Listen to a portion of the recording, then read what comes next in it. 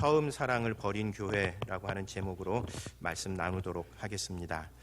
얼핏 보면 서로 상반된 것 같지만 우리 안에서 서로 잘 통합되어야, 균형을 맞추고 서로 잘 조화를 이루어야 하는 몇 가지 좀 특성들이 있습니다. 예를 들면 이제 자기계발서나 이런 데에서 늘 빠지지 않고 등장하는 요소 가운데에는 실력과 인격이라고 하는 이 두 가지 요소를 언급을 많이 합니다.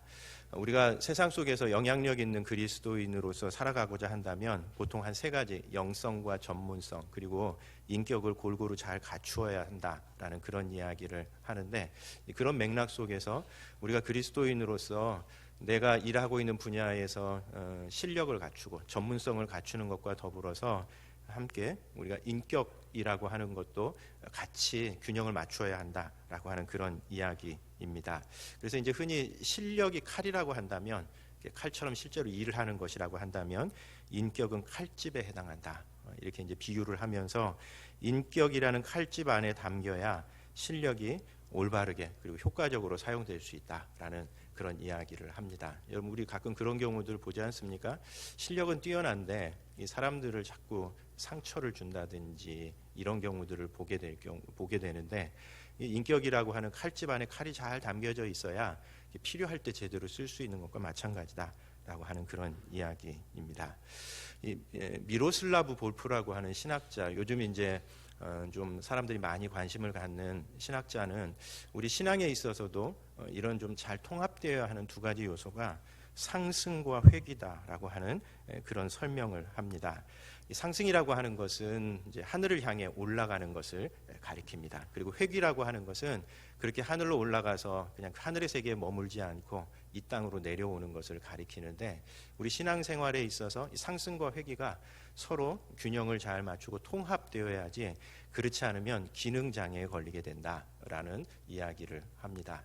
여러분, 사실 우리 신앙에 있어서 가장 중요한 것은 하늘을 향해서 우리가 올라가는 것이죠.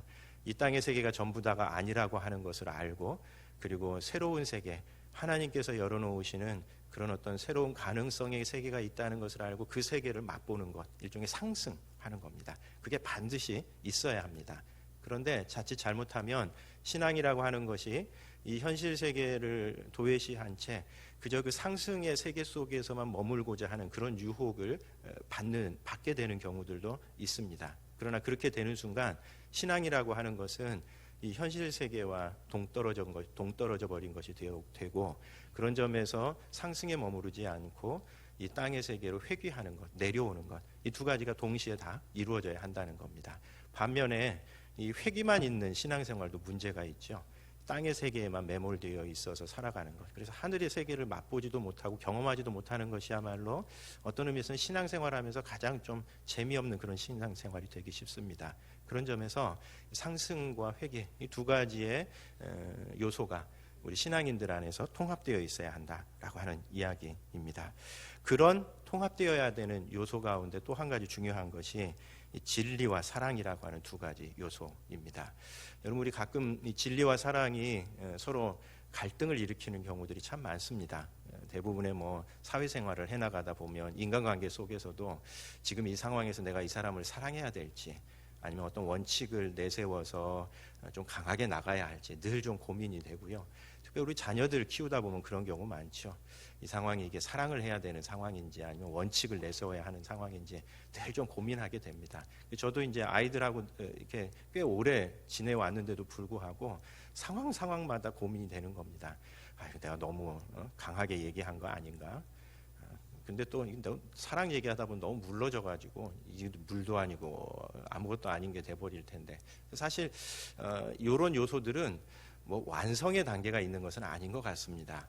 오히려 그 갈등 속에서 늘 어느 한쪽으로 치우치는 것 아닌가, 늘 자기 자신을 고민하는 그 상태, 사실 그 상태가 가장 건전한 것이라는 생각이 듭니다. 왜냐하면 우리가 여러 가지 이런 그 통합된 요소들을 얘기했지만, 내가 인격과 실력을 다 통합했다라고 생각하는 순간 이제 자만에 빠지게 되고, 또 내가 상승과 회귀에 이런 어떤 두 가지 갈등을 이미 내 안에서 다 해결했다고 생각하는 순간 문제가 생기기 시작하는 거죠. 사랑과 진리의 원칙도 마찬가지인 것 같습니다. 늘 갈등하면서 그 사이에서 이 좁은 길을 걸어가는 것, 그게 사실은 우리가 걸어가야 하는 그 길이 아닌가 하는 생각을 해보게 되는 겁니다. 잠언 3장 3절과 4절에서도 바로 그 진리와 사랑의 원칙에 대해서 이야기를 합니다. 인자와 진리가 내게서 떠나지 말게 하고 그것을 내 목에 매며 내 마음판에 새기라. 그리하면 네가 하나님과 사람 앞에서 은총과 귀중히 여김을 받으리라. 우리 잠언의 말씀들은 소위 말하는 인간관계 속에서 갖추어야 될 지혜들에 대해서 참 많이 가르쳐주는 그런 성경책입니다. 그런데 인자와 진리가 내게서 떠나지 말게 하라라고 이야기합니다. 여기 인자라고 하는 것은 사랑입니다. 사랑, 어떤 부드러움. 반면에 진리는 우리가 잘 아는 것처럼 명확한 원칙을 세우는 겁니다. 그런데 이 두 가지가 우리 안에서 절대 떠나서는 안 된다라고 이야기를 합니다. 그러면 네가 하나님과 사람 앞에서 은총과 귀중히 여김을 받을 것이다. 그러니까 사람 앞에서나 하나님 앞에서 특별히 높임받는 사람들은 이 사랑과 진리의 원칙, 이 두 가지 중에 어느 것 한 가지도 포기하지 않고 늘 갈등하지만 그 두 가지를 함께 추구해 가기 위해서 노력하는 사람, 그 사람들이 결국은 하나님 앞에서나 사람 앞에서나 인정받게 된다 하는 그런 이야기입니다. 한 교회 공동체도 마찬가지인 것 같습니다. 한 공동체 안에서도 분명한 원칙이 있어야 합니다. 물에 물 탄 듯 술에 술 탄 듯 이것도 아니고 저것도 아니고 그냥 좋으면 좋은 대로 흘러가는 것. 여러분 그러다 보면 원칙이 무너지고 결국은 교회 공동체 전체를 어렵게 만듭니다.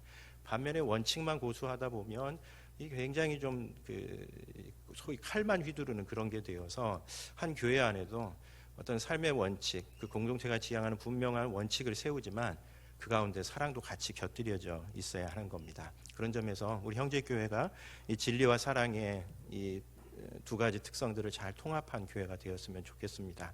어느 시대보다 이 복음의 진리 위에 굳게 서야 하는 때입니다. 왜냐하면 우리 주변에 이 복음의 진리를 흐릿하게 만들고 이 복음의 진리 아닌 것들을 가지고 교회를 흔드는 곳들이 많은 거로 이런 시대일수록 우리가 복음의 진리에 분명하게 서야 하지만 그러나 또 동시에 서로 사랑하기를 뜨겁게 사랑하는 그런 형제교회가 되었으면 좋겠습니다.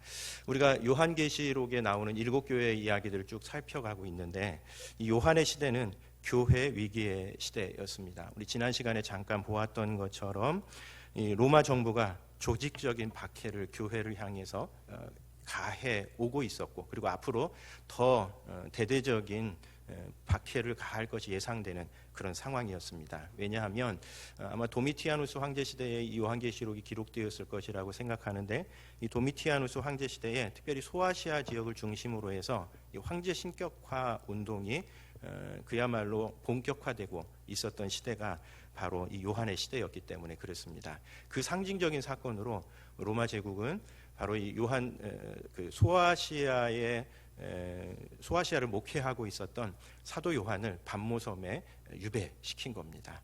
무슨 뜻이겠습니까? 앞으로 두고 보겠다라고 하는 그런 이야기입니다.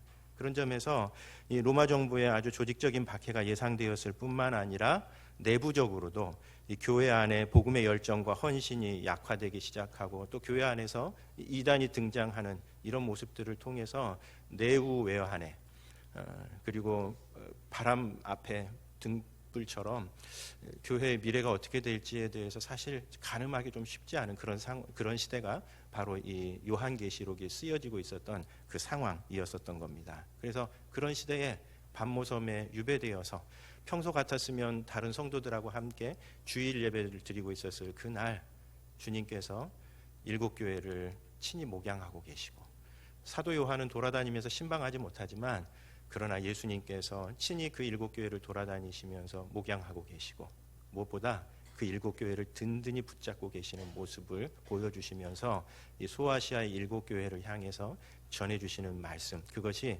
요한계시록이었습니다. 그래서 그 소아시아 7교회에 보내는 각각의 편지가 나오는데 맨 처음에 나오는 편지가 에베소 교회에 보낸 편지입니다. 바로 오늘 우리가 읽은 내용입니다. 특별히 에베소 교회가 맨 처음에 나오는 이유는 이 에베소라고 하는 도시가 그 당시 소아시아 지역에 있어서 문화나 정치, 교회 조직에 있어서 대표적인 도시였기 때문에 그렇습니다. 실제로 이 에베소는 로마 총독이 직접 주재하는 곳이었고, 그리고 아마 추측하기로는 사도 요한도 소아시아 지역을 목회하고 있을 때에 에베소에 주로 머물면서 목회를 하고 있었을 것 같습니다. 그러니까 소아시아 지역에 여러 도시들이 나오지만 그 가운데서 로마 총독이 주재하고 있었고, 여러분 우리들도 로마 총독이 주재한다는 것은 무슨 얘기겠습니까? 그게 그 지역의 대표적인 도시다라고 한, 대표할 만한 그런 도시라는 그런 뜻입니다. 그래서 이 에베소는 그런 점에서 그 당시 문화나 정치, 교회 조직에 있어서 가장 대표될 만한 도시였었고, 그래서 에베소 교회에 대해서 가장 먼저 이야기를 하고 있습니다. 여러분, 이 에베소 교회는 사도행전에 어떻게 기록되었는지가 좀 상세하게 잘 기록되어 나오고 있습니다. 사도행전 19장에 보면 사도 바울이 3차 전도 여행 때 세웠었던 좀 대표적인 교회 가운데 하나가 바로 이 에베소 교회였습니다. 사도 바울은 그 내용을 우리가 자세히 살펴볼 수는 없고, 어쨌든 이 에베소에서 굉장히 활동적인, 역동적인 복음의 역사가 나타났었습니다. 이 사도 바울이 에베소에 2년 이상 머물면서 두란노 서원이라고 하는 곳에서 매일 복음을 전한 것으로 그렇게 기록되어 있습니다.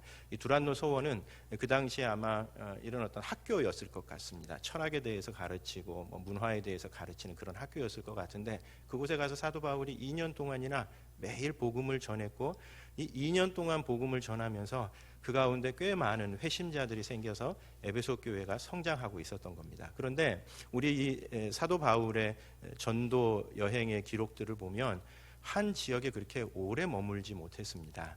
한 지역에 2년 이상 머물렀다고 하는 이야기는 사도 바울이 굉장히 오래 머문 그런 기록에 해당합니다. 그래서 이 3차 전도 여행 때 고린도 교회와 에베소 교회 사도 바울이 오래 머물면서 그 두 교회를 상당히 깊이 오랫동안 사역을 했었습니다.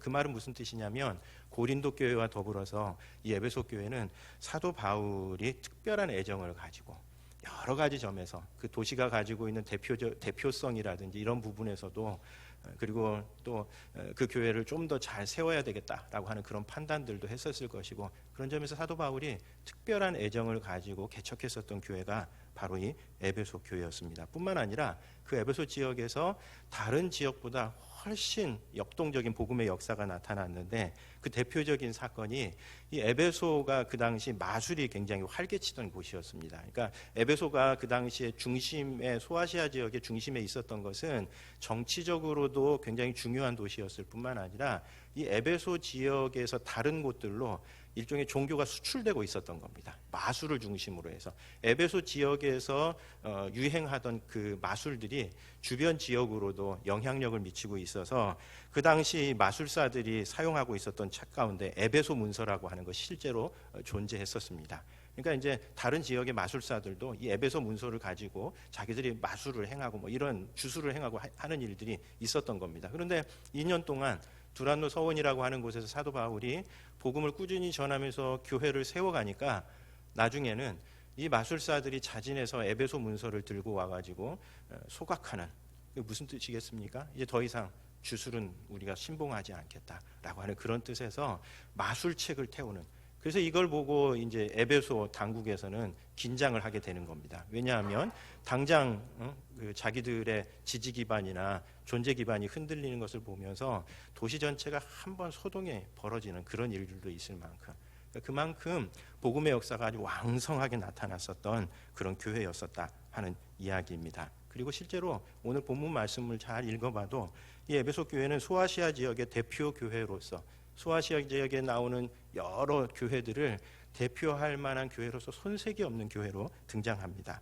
어떤 점에서 이 소아시아 교회가 좋은 장점을 가지고 있었는가 하면, 진리가 무엇인지에 대해서 명확하게 알고 있었고, 그리고 그 진리를 굳게 수호했었던 교회였습니다.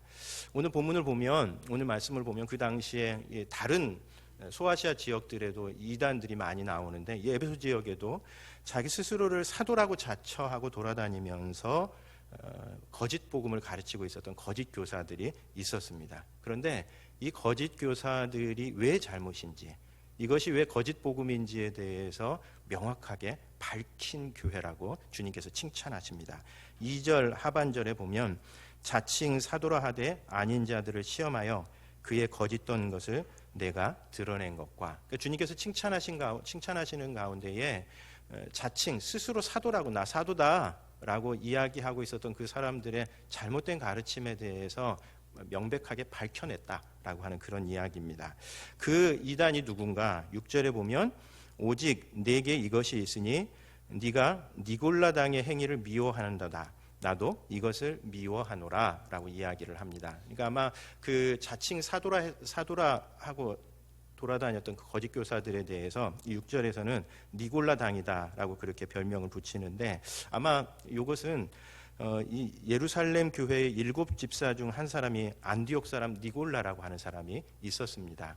그래서 이 안디옥 사람 니골라와 관련된 이단이었을 것이라고 이렇게 추측을 합니다. 그러니까 이제 처음에는 그 예루살렘 교회의 7집사로서 아주 영예로운 자리에서 시작했는데, 성경에서 명확하게 이야기하지는 않지만 이런저런 정황들을 따져볼 때에 이 사람들이 나중에 이단으로 빠졌던 것 같습니다. 여러분, 우리들도 보면 이단이 처음부터 막 이상하게 가는 경우 없습니다. 이단들이 대체로 처음에는 굉장히 주목받는, 그리고 그 안에서 진짜 성령의 역사, 복음의 역사가 엄청나게 나타납니다. 그런데 차츰 이게 이제 교만해지기 시작하고, 그러면서 이 교주가 스스로 하나님이라고 자처하는 그 순간 이 이단의 길로 빠져가는 것과 마찬가지로, 아마 이 안디옥 사람 니골라라고 하는 사람은 예루살렘 교회의 7집사 가운데 한 사람으로서 얼마나 소중한 자리입니까?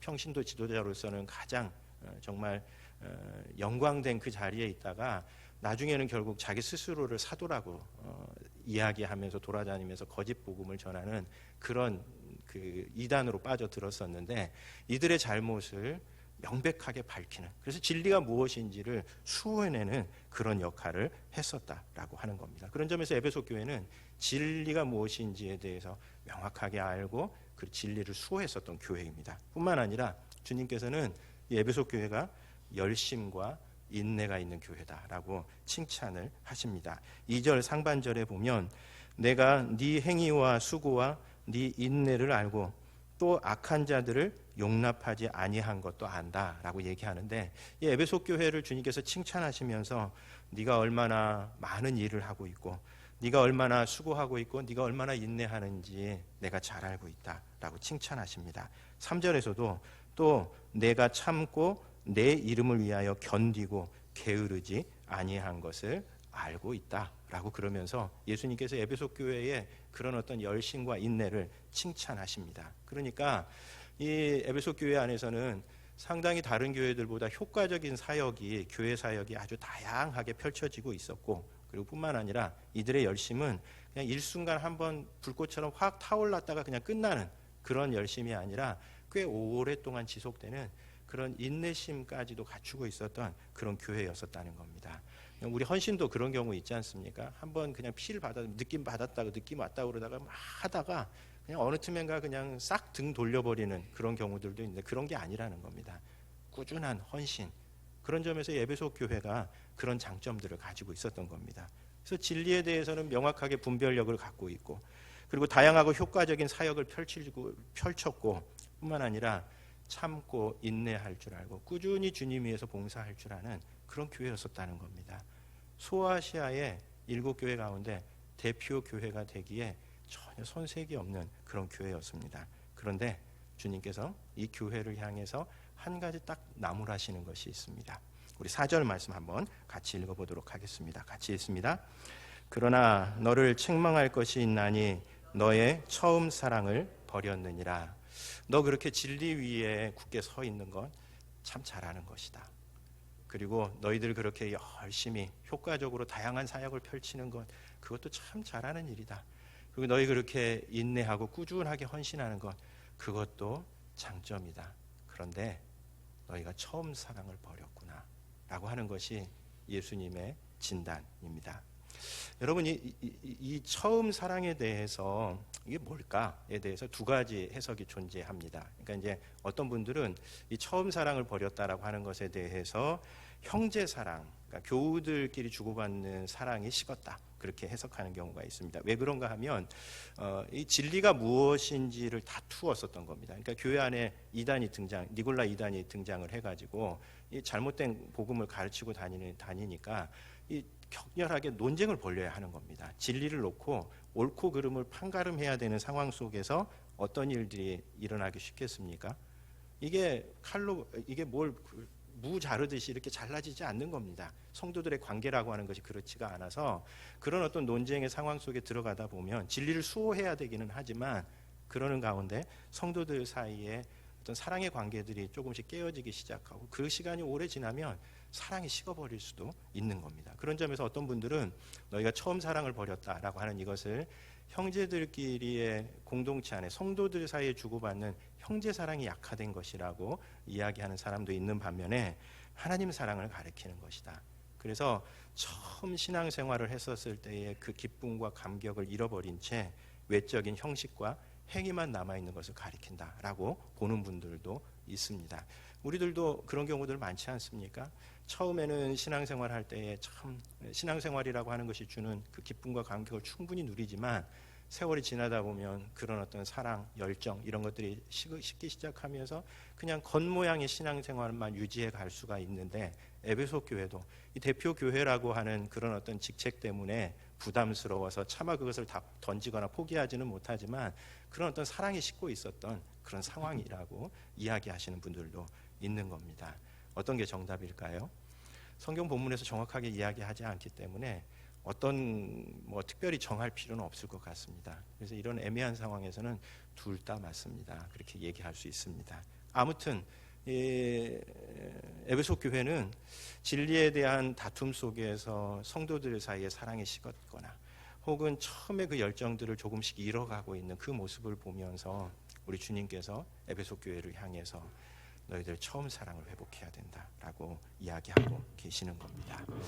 여러분, 우리 모든 일에 있어서 사랑이 중요합니다. 왜냐하면 사랑이 없는 진리는 날카롭습니다. 그렇죠? 다른 사람들에게 상처를 줍니다.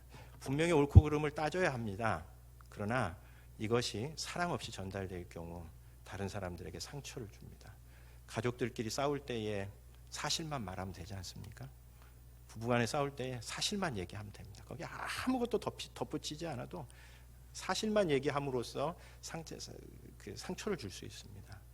사랑이 없는 진리는 너무 날카롭습니다. 뿐만 아니라 결국 사람을 변화시키는 것은 사랑입니다. 교회 안에 여러 가지 많은 일들이 일어나고 우리 자녀들을 위해서 여러 가지 많은 일들을 하지만 그러나 결국 한 사람을 변화시키고 한 사람의 마음을 여는 것은 그 일들 자체가 아니라 그 일들을 통해서 전달되는 그 사랑의 온기, 그것이 그 사람의 마음 문을 여는 겁니다. 그런 점에서 우리가 봉사 이야기할 때에 저는 개인적으로 돈으로 하는 봉사 그것도 의미가 있지만 그것 이상이 되어야 한다고 생각을 합니다. 왜냐하면 그 사람과 직접 만나서 나누는 그 온기를 통해서 사람이 변화되는 겁니다.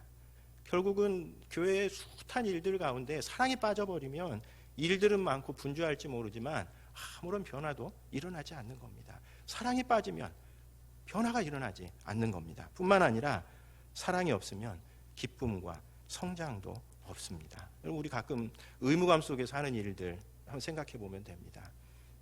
직장일 그런 경우들이죠. 사랑 없이 하면 하나도 기쁨도 없고요. 그리고 그것을 통해서 결실도 얻지 못합니다. 제가 가끔 이렇게 교회에 신앙 상담을 하러 오는 전화를 받는 경우가 있습니다. 제가 한때는 꽤 유명한 목사님 교회에 그 부목사로 일했던 적이 있었는데 그 목사님이 하도 유명세를 타니까 온갖 군데에서 상담 전화가 옵니다. 근데 이제 목사님이 다 받을 수 없으니까 이제 부목사님들이 신앙 상담을 하게 되는데 그 신앙 상담의 대부분이 뭐냐면 바로 그 문제입니다. 교회가 많은 일들을 한대요. 다 좋은 거 안 돼요. 선교하고 구제하고 봉사하고 그 성도들을 섬기고. 근데 자기가 그 가운데 하나도 기쁘지를 않대요.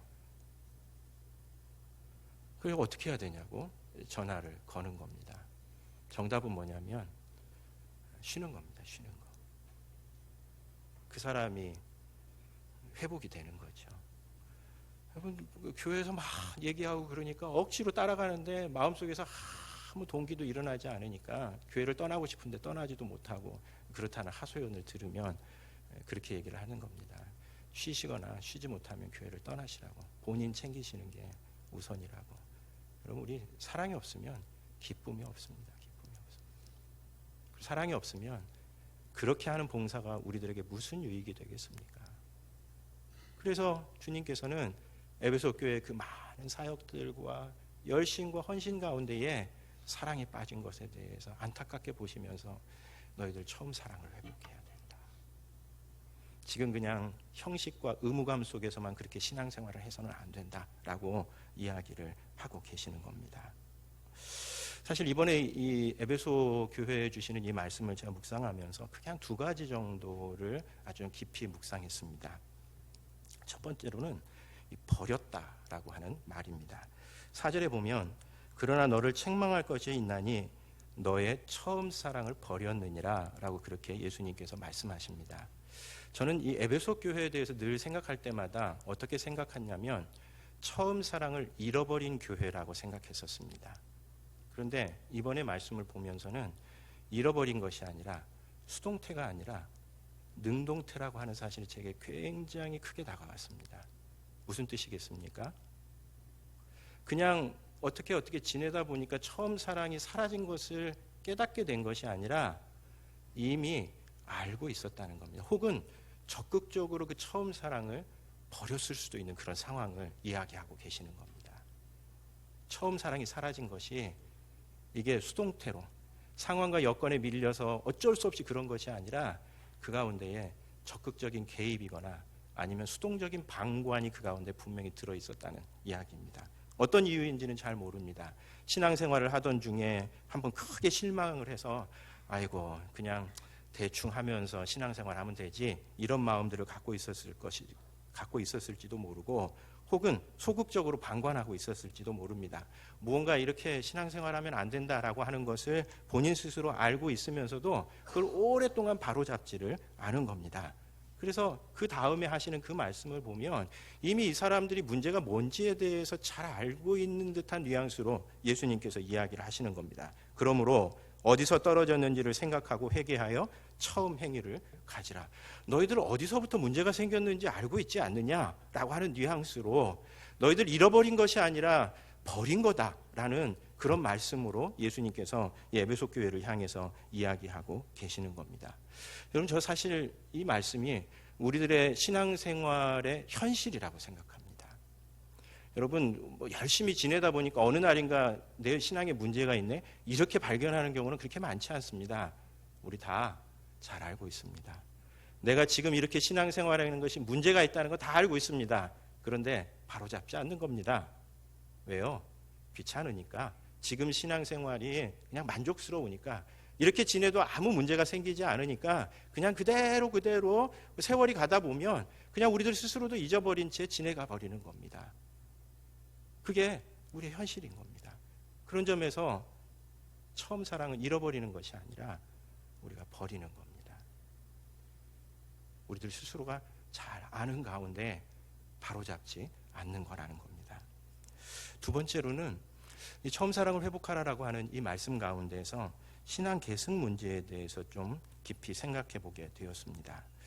아까도 이야기했던 것처럼 만약 이 요한계시록이 도미티아누스 황제 시대에 기록이 되었다고 한다면 이 소아시아의 교회는 전체적으로 2세대로 접어드는 그런 시기입니다. 그러니까 소아시아의 교회들이 세워지고 난 다음에 한 30년, 40년 선배 세대의 사람들이 다 이제 나이가 다 들었거나 혹은 하늘나라에 갔거나 이러면서 새로운 2세대로 접어드는 그런 시기였었다라고 하는 겁니다. 그렇다면 무슨 뜻이겠습니까? 개척 세대의 열정이 다음 세대로 이어지지 못하고 적신호가 켜져 있었다라고 하는 그런 뜻입니다. 사실 이 본문을 그렇게 읽으면 우리 교회 상황하고 좀 겹치는 부분이 굉장히 많이 있습니다. 이제 우리 교회도 30여 년 선배 세대의 그 뜨거운 열정들을 통해서 교회가 형성되었는데 과연 우리 다음 세대가 어떻게 이어져 갈 것인가 라고 하는 것이 우리들의 가장 큰 고민입니다. 그 사실 이 본문을 보면서 기도가 절로 나왔습니다. 주님, 우리 교회도 1세대의 그 신앙의 사랑과 열정이 2세대에도 이어져야 하는 상황입니다. 주님, 우리 교회의 문제가 무엇인지 주님 아시지 않습니까? 하는 기도가 그냥 절로 나오는 그런 묵상이었습니다. 특별히 이 본문은 우리 교회가 교회 이전을 하기 바로 전날 본문입니다. 제가 이제 교회 이전을 앞두고 오버하는 것으로 들리지 않으셨으면 좋겠는데 사실 마음이 참 복잡했습니다. 제가 몇몇 분들한테 말씀을 드렸죠. 그때도 말씀을 드린 바가 있습니다. 사실은 이사 오기 전날 교회를 공식적으로 이전합시다. 이게 또 참 저한테는 되게 뜬금없는 그런 결정이었는데 그 다음에 이제 교회 이전을 진행하는 가운데 좀 복잡한 생각들이 많이 들었습니다. 왜냐하면 그 가운데에 교회 이전이라고 하는 이 중요한 문제가 그냥 어정쩡한 동의 속에서 이루어지면 어떻게 해야 될까? 철회할 수도 없는 것이고 그렇다고 그래서 그 어정쩡한 동의를 힘입어서 교회 이전을 진행한다는 것은 교회 공동체를 진짜 망가뜨릴 것 같은 그런 불안감이 사실 제 안에 있었습니다. 그러는 중에 우리 교회 이전 결정을 앞둔 그 사무처리회 전날 토요일 날 이 본문을 묵상하면서 사실은 우리가 무엇을 위한 이전이어야 하는가라고 하는 것에 대해서 좀 선명해졌습니다. 여러분, 주님 보시기에 교회 이전보다 훨씬 더 중요한 것이 있다는 뜻입니다. 우리 형제교회의 처음 사랑과 열정을 회복하는 것, 그것이 주님 보시기에 더 중요한 문제라는 이야기입니다. 교회 공간이 옮겨가는 것은 주님한테 하등의 별로 관심사가 아닙니다.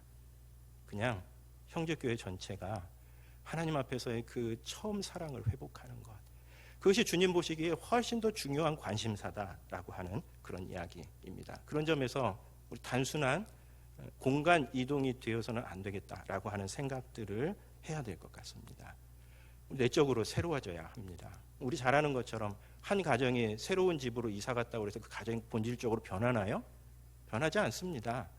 우리 교회가 교회 이전을 했다고 해서 그곳에 가면 자동적으로 교회가 부흥하고 엄청나게 공동체가 회복되고 사랑의 공동체를 이루어갈 수 있을 것이다. 저는 그렇게 생각하지 않습니다. 오히려 교회가 이전을 하고 난 다음에 그 이전보다 훨씬 못한 공동체가 되어버리는 교회들도 우리 중에 부지기수로 많기 때문에 그렇습니다. 그런 점에서 주님 보시기에 장소를 옮겨가는 것보다 훨씬 더 중요한 것이 처음에 그 사랑과 열정을 회복하는 것이다 라고 하는 그런 이야기입니다. 여러분, 사실 이 교회를 이전하는 이 결정은 솔직하게 이야기하건대 불편을 감수하는 결정입니다. 사실 이 교회 이전을 앞두고 저는 교회 이전 문제에 대해서 좀 이게 가능한 일인가에 대해서 좀 회의적이었습니다. 제가 우리 공목센터 회의에서도 그 이야기를 했지만, 왜냐하면 몇 가지 이유가 좀 있었는데 저는 이 공간이 주는 유익이 꽤 많다고 생각합니다. 그러니까 쉽게 얘기하면 이 정도의 교통 편의성을 누리는 곳에서 우리가 이 정도의 비용을 지불하면서 이 정도의 큰 공간을 갖는다고 하는 것은 불가능한 일입니다. 그래서 저는 사실 처음에도 그때도 얘기했던 것처럼 교회 이전 성도들이 아마 그 이전 장소를 보면 분명히 불편함을 느낄 거다. 분명히 좁은 곳으로 갈 것이고 그럴 거다라고 하는 게 그냥 눈에 그려졌습니다. 그리고 몇몇 분들이 이야기하는 것처럼 우리 그거 숨길 필요 없다고 생각합니다. 여러 가지 불편이 많이 생길 겁니다. 당장 교회 공간이 줄어드는 그런 것들을 감수해야 하는 겁니다. 그래서 편하게 신앙생활을 하려고 생각하고 있다면 그냥 여기에 머무는 것이 낫다고 생각합니다. 교회 이전을 하려고 마음먹는다면 꽤 많은 각오가 우리 개인들뿐만 아니라 교회 공동체에도 각오가 필요합니다. 그냥 자연스럽게 옮겨갈 수 있겠지, 저는 그렇게 생각하지 않습니다. 꽤 많은 불편을 감수하고 진짜 개척한다라고 하는 마음으로 움직여야지, 그러지 않으면 교회 이전이 오히려 우리 교회를 더 어렵게 만들 수도 있다고 생각을 하고요. 이번 이렇게 불편을 감수하면서까지도 우리가 교회 이전을 준비하는 이유 가운데에 사실 가장 우리 공동체의 마음을 많이 움직인 것은 다음 세대를 위한 것이라고 하는 겁니다. 여러분, 우리 요 세대만 생각한다면 지금 공간에 머무는 것이 가장 좋다고 생각합니다.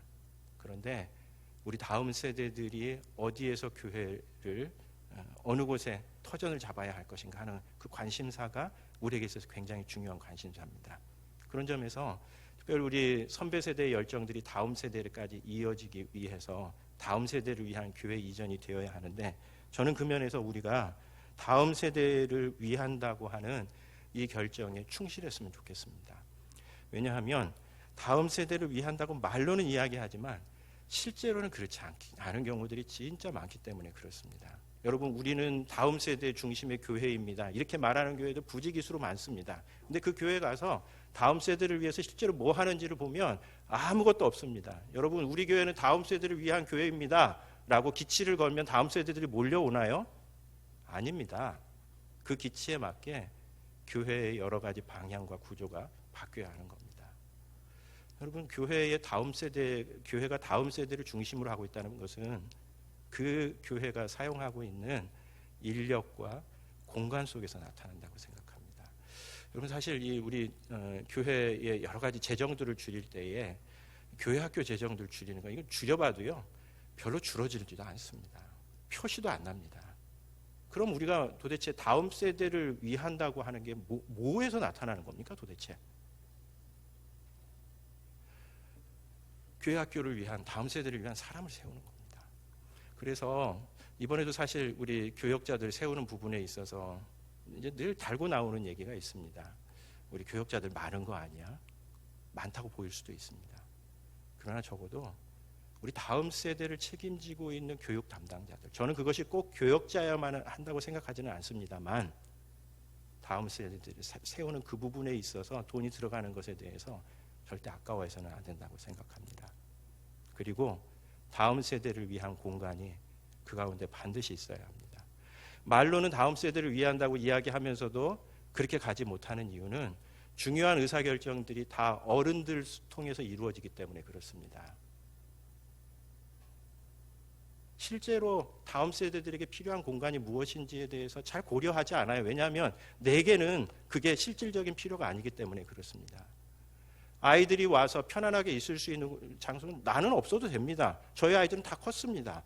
교회 공간에 그거 별로 그렇게 필요하다고 생각하지 않을 수 있습니다. 그러나 교회 공동체가 다음 세대가 중심에 있다라고 이야기한다면 그 사람들의 필요가 무엇인지를 알고, 그리고 그 사람들의 필요를 채울 수 있는 공간이 교회 안에 반드시 마련되어야 한다고 생각합니다. 그런 점에서 그럼 다음 세대를 위한 공간을 마련하는 일이 꽤 재정이 들어갈 것이라고 생각합니다. 어른들의 공간을 내주어야 합니다. 여러분, 제가 가장 가슴 아픈 것은 우리 청소년부 아이들, 제가 몇 차례 얘기한 적이 있는데, 청소년부 아이들이 식당에서 그냥 예배를 드리는 겁니다. 제가 만약에 교회를 선정한다면 그런 교회는 가지 않습니다. 왜냐하면 그거 한 장면이 이 교회가 교회 학교 아이들을 어떻게 대하는지를 단적으로 보여주기 때문에 그렇습니다. 네, 너무 무겁게 얘기해서 죄송합니다. 우리 다음 세대를 위한 결정이 되려면 그곳에 사람과 그리고 공간을 배치하는 부분에서 들어가는 재정과 투자를 아끼지 않아야 된다고 생각합니다. 그리고 그 의사결정 과정에 다음 세대들이 들어와서 자신들의 이야기를 할 수 있도록 배려해 주었으면 좋겠다, 그런 생각이 듭니다. 어제 제가 어떤 분하고 통화를 하면서 좀 그분이 이제 저희들이 약간 불평을 좀 털어놓는 그런 통화였었는데, 그분이 이야기한, 저는 그래서 되게 감사하게 생각을 하는데, 이분이 지난 저도 전혀 생각하지 못하고 있었던 그 내용이었었는데, 우리 송구영신 예배 때 학개서 2장 9절의 말씀을 제게 이렇게 일깨워 주셨습니다. 이 성전의 나중 영광이 이전 영광보다 크리라. 사실 송구영신 예배 때 이 말씀은 2019년 한 해가 그 이전에 살았었던 그 어떤 해보다 우리에게 영광스러운 한 해가 될 것이다 라고 하는 그런 기대 속에서, 또 우리 교회도 그런 교회가 되었으면 좋겠다라고 하는 기대 속에서 시작하는 그런 말씀이었는데, 묘하게도 한 해를 마무리하면서 교회 이전을 앞에 두고 정말 좀 다른 느낌으로 제게 다가왔습니다. 여러분, 교회 이전이 우리의 처음의 사랑과 열정을 회복하는 그런 계기가 되기를 우리 같이 준비했으면 좋겠습니다. 우리 주님은 교회 공간이 어디로 가느냐에 관심이 있지 않습니다. 우리 형제교회가 어떤 교회가 되느냐에 더 많은 관심을 두십니다. 그런 점에서 우리에게 적절하게 준비할 수 있는 시간이 있는 것이 참 감사합니다. 지금 막 당장 계약이 이루어져서 한두 달 후에 막 들어가야 된다면 우리 준비할 수 없을 것입니다. 그런데 언제인지는 잘 모르겠으나 우리가 그날을 준비할 수 있는 적당한 시간이 주어졌을 것이라 생각합니다. 여러분, 우리 교회 이전을 앞두고 에베소 교회를 향해서 하시는 것처럼 처음에 그 사랑과 열정, 1세대들의 그 헌신과 사랑과 열정을 회복하는 그런 계기가 될 수 있도록 우리의 마음과 기도를 모아갔으면 좋겠습니다. 여러분, 그래서 처음 사랑을 끝까지 잘 간직했다고 주님께 칭찬 듣는 성도와 교우들 되시기 바랍니다. 기도하겠습니다.